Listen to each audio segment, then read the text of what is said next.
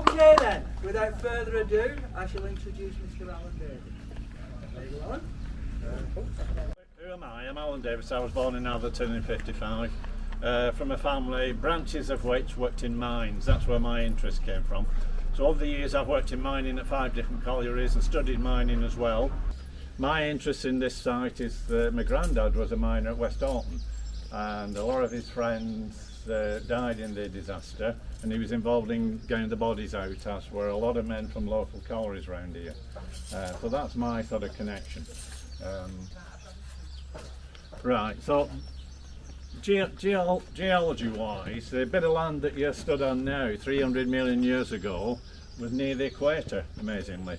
So if you think of a landscape, a bit like in the southern states of America, sort of swampy land, lots of carbon dioxide around because of volcanic activity, so fast growing trees and vegetation and collapsing and being compressed to form coal. I'm sure most of you here know about how coal is formed through the compression of vegetation.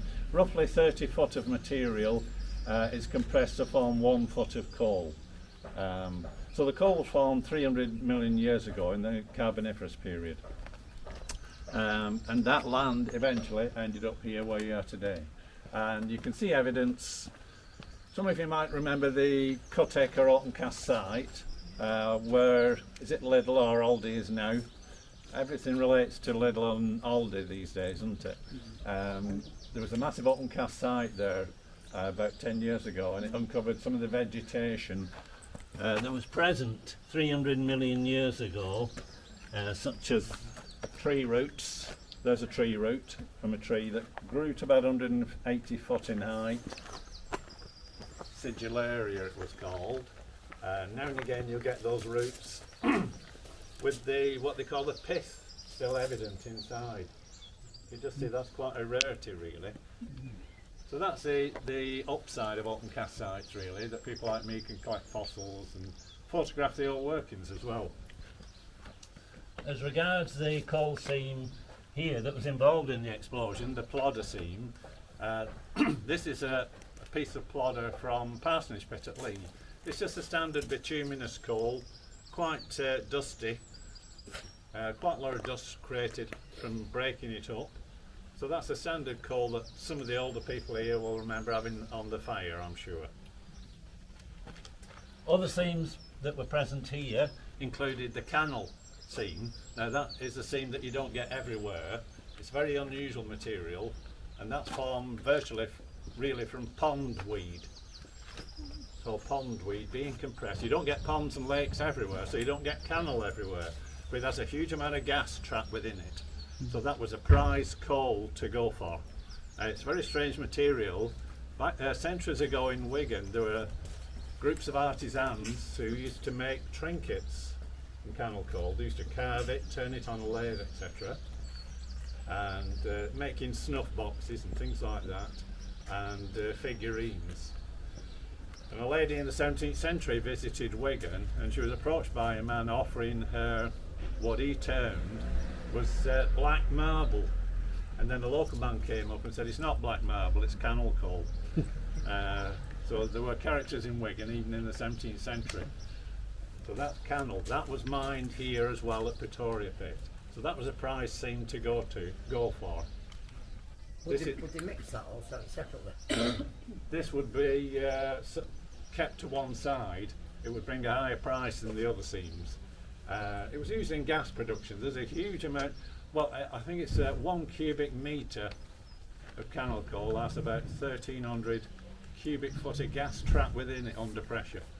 So in the early days of gas lighting, cannel was the coal to go for really, in retorts producing gas, town gas.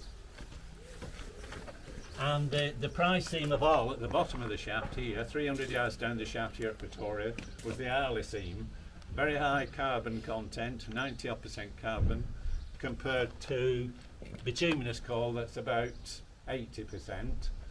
And it's very hard and glassy, so it's virtually pure carbon.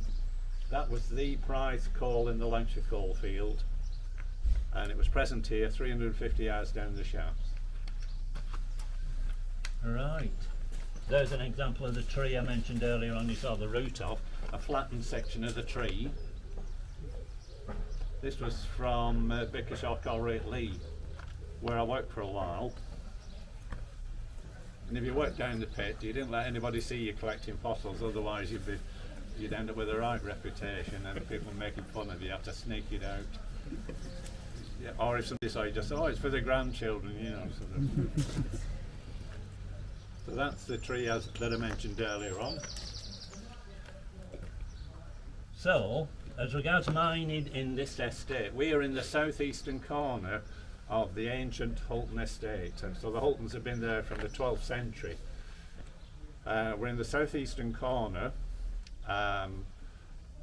Right in the estate itself, it stretches virtually towards the outskirts of West Orton and beyond Chequerbent Island, heading towards Barton Grange Garden Centre. That's the size of the estate itself. Mining in documents is first mentioned here in the 16th century, but we know from the top road having sections which are Roman in origin, the A6, that if the Romans came across outcrops of coal, they would make use of it for smithing purposes. So who knows, there could be Roman mining activity, especially near to the top road. It's interesting, in the early documents, the 16th century documents, leases and deeds for this area, coal is mentioned, and it said within the deed that any coal that was found had to be declared to the lord of the manor, the Hultons.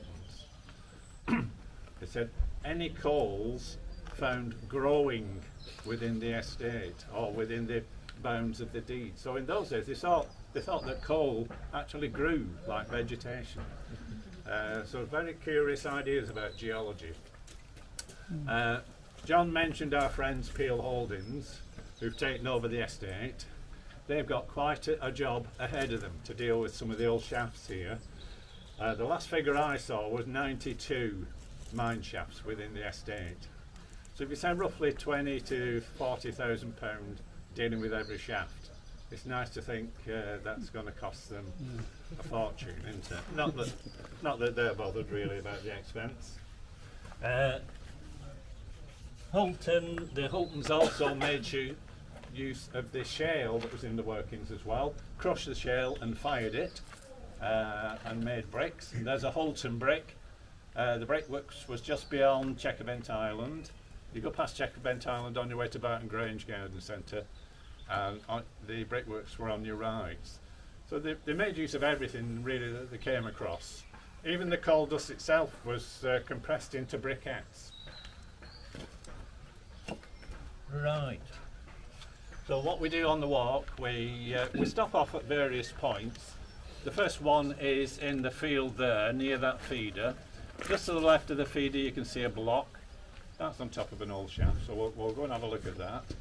And see what we come across. I usually bring this in case there are anybody here who's worked in mining. It's a mystery object, so I don't suppose anybody here has any idea what this is. No? Which is a good sign.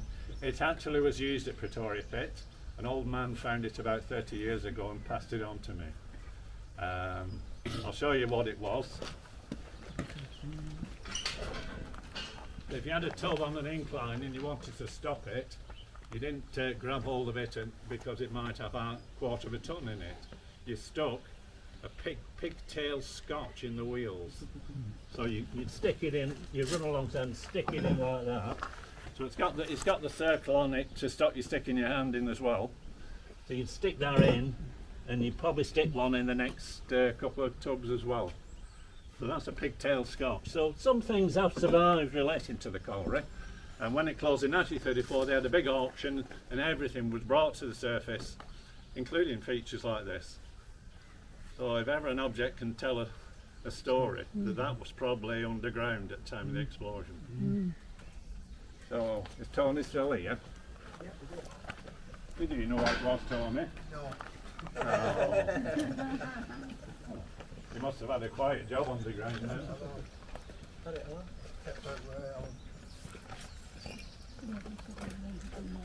We always joke about Alan getting his car nicked and they opened the boot. What the hell have we got here?